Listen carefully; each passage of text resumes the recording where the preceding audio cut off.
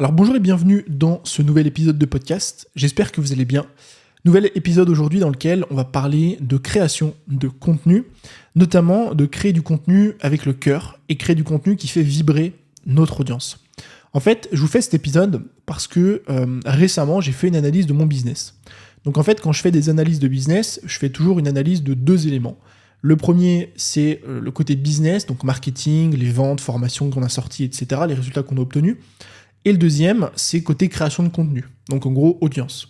Quels sont les contenus qui ont le mieux performé, les contenus qui ont fait le plus de vues, partage, enregistrement, meilleur taux de rétention, etc. En plus de cette analyse extrinsèque, on va dire, je fais aussi une analyse intrinsèque de mes contenus et de mon business. C'est-à-dire quelles sont les formations que j'ai préféré créer, les formations qui ont été le plus simples, les formations qui aident le plus mon audience, et de même du côté contenu, les contenus que j'ai préféré créer, les contenus qui ont été le plus simples à créer, les contenus qui, selon moi, hors data et analytique, qui, selon moi, apportent le plus de résultats à mon audience.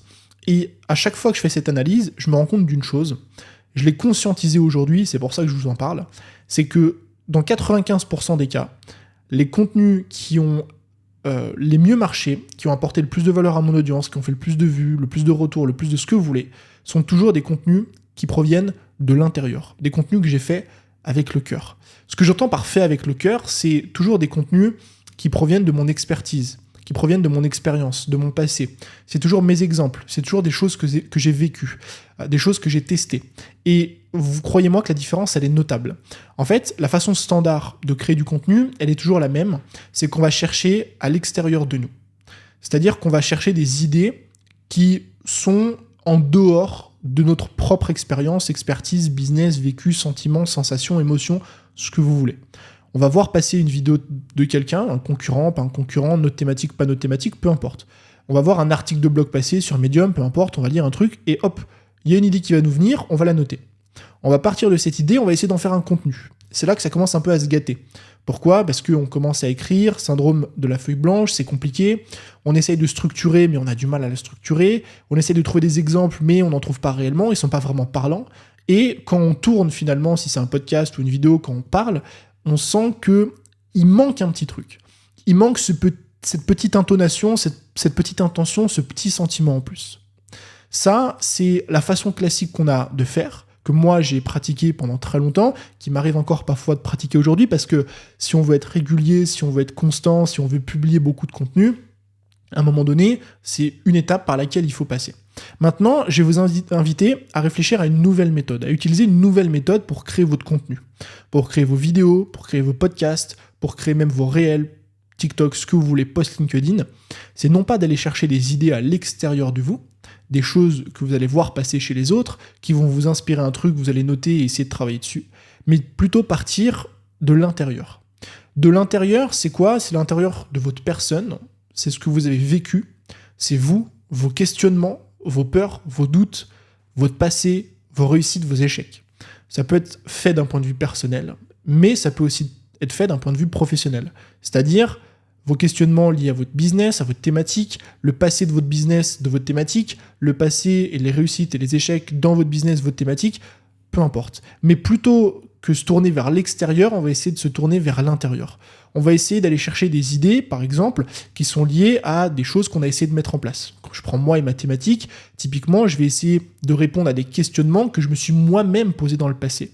C'est-à-dire que je prends typiquement Instagram, je vais me dire, ok, par rapport à Instagram, qu'est-ce que moi, je me suis posé comme question dans le passé ? C'est quoi les challenges que j'ai rencontrés ? C'est quoi les difficultés que j'ai rencontrées ? C'est quoi les réussites que j'ai obtenues, les échecs que j'ai vécus ? Je vais partir de ces éléments-là, de questionnement, d'introspection, de passé, de réussite et d'échecs, et je vais essayer d'en faire un contenu. Et en fait, le simple fait de non plus aller chercher des choses qui sont à l'extérieur et essayer de les transformer en des contenus qui vous appartiennent, partez de l'intérieur et essayez de transformer ça en contenus qui vont appartenir au monde. Et la différence, elle est énorme. Je le vois, moi, de mon côté, quand je crée du contenu, et je le sais parce que j'ai eu plein de personnes qui m'ont fait des retours à chaque fois. Je sais quand les épisodes proviennent de l'extérieur ou de l'intérieur, et je vois qu'à chaque fois qu'ils proviennent de l'intérieur, j'ai toujours, sans cesse, des retours, des personnes qui m'écrivent sur Instagram, qui me disent cet épisode était génial, j'ai appris plein de choses, ou on voit ta façon de parler, elle est totalement différente, on sent les émotions, on sent le vécu, on sent l'expérience. Et quand je parle de vécu et d'expérience, je parle pas forcément d'être un expert de cette thématique, je parle pas forcément d'avoir 10 ans d'expérience dans un domaine pour en parler. Avoir du vécu, ça peut être avoir une semaine, un mois, un an d'expérience dans un domaine. À partir du moment où vous avez vécu quelque chose, ça peut être, je sais pas moi, vous avez essayé de démarcher un client, ça n'a pas marché. Très bien, eh bien parlez-en. Si aujourd'hui vous avez une activité qui tourne, super, eh bien parlez de la première fois où vous avez démarché votre client, expliquez comment c'était, expliquez ce que vous avez essayé de mettre en place, expliquez pourquoi ça n'a pas marché, et donnez des conseils aux gens pour qu'ils ne reproduisent pas la même erreur. Et croyez-moi que le fait de partir de l'intérieur sur cet exemple va être bien différent que de prendre exactement la même idée qui vous serait passée comme ça devant le nez sur YouTube, sur un TikTok, de la prendre et d'essayer de créer du contenu avec. Parce que le fait de partir de l'intérieur, les exemples ne seront plus les mêmes. Vous allez partager votre expérience, votre expertise, ça va être vos exemples. Votre intonation ne sera plus la même. Parce que vous allez vivre ce que vous êtes en train de parler. Vous l'avez vécu. Vous allez le revivre quand vous allez expliquer ça aux gens. Et ça, les gens, croyez-moi qu'ils le ressentent. Ils le ressentent, ça s'écoute mieux, c'est plus impactant. On maintient beaucoup plus l'attention de cette façon-là. Et donc, on a finalement pour parfois le même contenu, exactement la même idée de base, qui est par exemple comment trouver plus de clients dans votre thématique. Si vous êtes photographe, comment démarcher son premier client quand on est photographe. Eh bien, on va transformer, de par le simple fait de changer la nature de l'idée, parce qu'elle provient de l'intérieur et non pas de l'extérieur, on va changer radicalement le contenu. Et c'est exactement ce que j'entends quand je dis créer du contenu qui fait vibrer les gens. Ça n'a absolument rien à voir, croyez-moi, avec de l'égocentrisme. Bien souvent, et j'ai été le premier, on a peur de faire ces contenus parce qu'on se dit, ok, on va saouler les gens.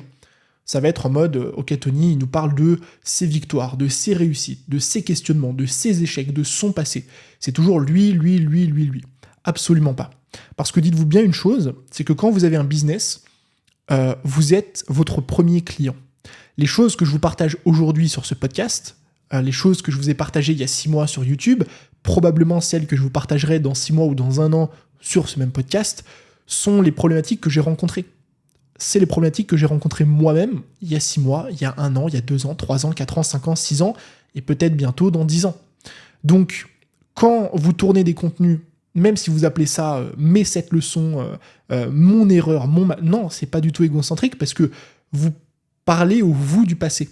Et le vous du passé, c'est votre client aujourd'hui. Donc, vous le servez beaucoup plus quand vous partagez des choses qui vous concernent, quand vous partagez des questionnements que vous vous posiez à l'époque dans votre thématique, des questionnements qui aujourd'hui peut-être vous paraissent simples pour ne pas y répondre, alors que votre client se pose les mêmes questions. Je vais aborder un autre sujet qui est toujours lié à cette idée, c'est que finalement, quand on cherche des contenus qui proviennent de l'intérieur, bien souvent, on va créer des contenus qui apportent un vrai résultat à notre audience. Pourquoi ? Parce que tous les contenus que vous allez créer qui viennent de l'extérieur, à chaque fois, c'est des contenus que vous avez vu passer sur Internet. Vous avez vu passer une vidéo YouTube, vous avez vu passer un TikTok, vous avez vu passer un article de blog, peu importe. Et 90% peut-être des contenus qu'on voit passer sur 90% plutôt des contenus qui sont publiés sur Internet, on ne les voit pas passer. On voit toujours passer plusieurs fois le top 10% des contenus. C'est toujours eux qui reviennent tout en haut de la pile. On va jamais sur la 2e page Google quand on recherche un mot-clé. On va jamais plus loin que la 4, 5, 6e vidéo YouTube quand on tape quelque chose. Ce qui fait que finalement, on voit toujours les mêmes idées revenir, les mêmes conseils et surtout les mêmes problématiques et questionnements. Il y a énormément de sujets que moi je trouve très intéressants, que je compte publier dans les semaines et les mois à venir sur ce podcast, qui ne sont absolument pas traités sur YouTube, qui ne sont absolument pas traités sur d'autres podcasts, ou en tout cas que j'ai jamais vus.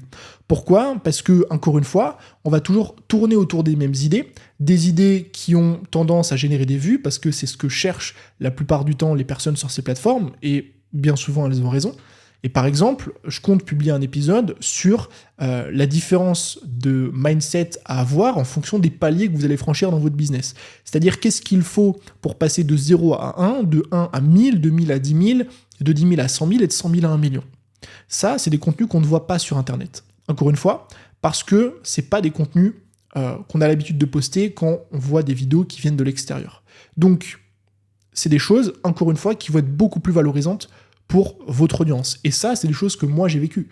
tous les paliers psychologiques qu'il faut passer quand on passe de 0 à 1, puis 100, puis 1000, 10 000, 1 million, etc., sont des choses que j'ai vécues, sont des challenges que j'ai vécus. Et ne pas publier ces contenus qui sont de l'or en barre pour mon audience, c'est finalement ne pas servir mon audience. Donc non seulement vous allez créer des contenus qui vont être originaux, parce que c'est des idées qu'on verra pas ailleurs. En plus de ça, vous allez créer des contenus qui vont servir votre audience beaucoup plus que n'importe quel autre contenu qui sont toujours une liste de X choses. En plus de ça, ça va être beaucoup plus simple aussi pour vous de créer ces contenus-là. Pourquoi ? Parce qu'à chaque fois qu'il va falloir donner un exemple, une leçon, vous avez vécu ce truc. Donc vous connaissez l'exemple par cœur. Vous connaissez cette leçon par cœur. Vous l'avez déjà vécu une fois dans la vie et peut-être des dizaines de fois encore et encore dans votre tête. Cet épisode que je vous fais aujourd'hui, je l'ai quasiment pas préparé, j'en ai pas besoin. Parce que j'ai déjà vécu ce truc. D'exemple, d'aller chercher sur YouTube, de chercher à faire des vues alors qu'on devrait faire de la valeur. Tout ça, je l'ai vécu. Donc c'est simple pour moi de structurer. Et en plus de ça, ça va être beaucoup plus agréable pour votre audience d'écouter parce qu'on va sentir réellement que ça vient de vos tripes. Donc voilà exactement ce que j'entends dans le fait de créer du contenu qui fait vibrer son audience. Donc je vais vous donner 4 questions à vous poser qui vont vous permettre de trouver ces idées non plus qui proviennent de l'extérieur, mais plutôt de l'intérieur. La première, ça va être de lister 10 problèmes que vous avez rencontrés. Vous pouvez même aller plus loin en jouant sur le passé, le présent et le futur. C'est-à-dire 10 problèmes que j'ai rencontrés dans le passé dans ma thématique, que je rencontre aujourd'hui ou que je vais rencontrer plus tard. Pourquoi ça reste intéressant de créer des contenus sur des problématiques qu'on rencontre aujourd'hui ? Parce que quand on crée un contenu, on n'est pas nécessairement obligé d'avoir la réponse à toutes nos questions. On n'est pas obligé de tout savoir sur tout à chaque fois qu'on parle de quelque chose. Ça peut être des interrogations. Ça peut être, aujourd'hui je suis dans telle situation, j'ai envie d'aller là, mais je ne sais pas trop comment faire. Voilà les questions que je me pose. Et encore une fois, c'est des contenus qui peuvent servir les personnes qui sont au même stade que vous et qui se posent les mêmes questions. Et peut-être même que ces personnes vont vous aider à répondre à ces questions. Donc, listez 10 problèmes que vous avez rencontrés ou que vous rencontrez aujourd'hui. Listez 10 questions que vous vous êtes déjà posées dans le passé, dans vos thématiques, ou que vous vous posez encore aujourd'hui. Par exemple, je sais pas, moi je suis dans le piano, je me suis posé telle question, je suis dans la nutrition, je me suis posé telle question, etc. Listez 10 erreurs que vous avez commises dans le passé. Encore une fois, toujours en rapport avec votre thématique. Listez 10 succès que vous avez rencontrés dans le passé, toujours évidemment en rapport avec votre thématique. Et en fait, à partir de ce socle-là, on va avoir 40 idées. 40 idées qui vont non plus provenir de l'extérieur, mais de l'intérieur. Ça va être 40 questions, erreurs, succès, leçons, problèmes qu'on a rencontrés et que forcément notre audience a ou va rencontrer très bientôt. Donc des questions qui vont forcément les intéresser. Et encore une fois, on n'aura non plus ce schéma de je prends une idée qui vient de l'extérieur, je me l'approprie et je crée quelque chose finalement qui n'est pas moi-même et qui va être beaucoup moins impactant parce que j'ai pas les mêmes exemples, j'ai pas le même vécu, j'ai pas la même histoire, j'ai pas la même intonation quand je vais en parler. Donc pour une fois que je fais un épisode court, je vais m'arrêter là parce que je pense en tout cas que j'ai dit tout ce que j'avais à dire sur le sujet. Et avec cette méthodologie, on va dire, des 40 idées, si vous faites vraiment l'exercice à la fin de ce podcast, vous aurez, si vous postez un épisode par semaine, par exemple, de podcast, une vidéo, ce que vous voulez, vous aurez presque un contenu pour une année. Ça fait 40 semaines, ça fait quand même pas mal de contenu. Encore une fois, en plus de ça, des contenus qui servent réellement votre audience et la font vibrer. Je vais y arriver. Je vous remercie comme d'habitude d'avoir écouté ce podcast. Il était court, mais j'espère qu'il vous a plu. N'hésitez pas à laisser un avis sur Apple Podcast si c'est le cas. Sachez que chaque fin du mois, je tire au sort une personne qui laisse un avis sur Apple Podcast pour un coaching one-to-one de 30 minutes avec moi. Donc c'est une raison de plus pour essayer de participer à ce petit jeu. Je vous dis à très bientôt dans un nouvel épisode. C'était Tony, passez une bonne journée. Ciao.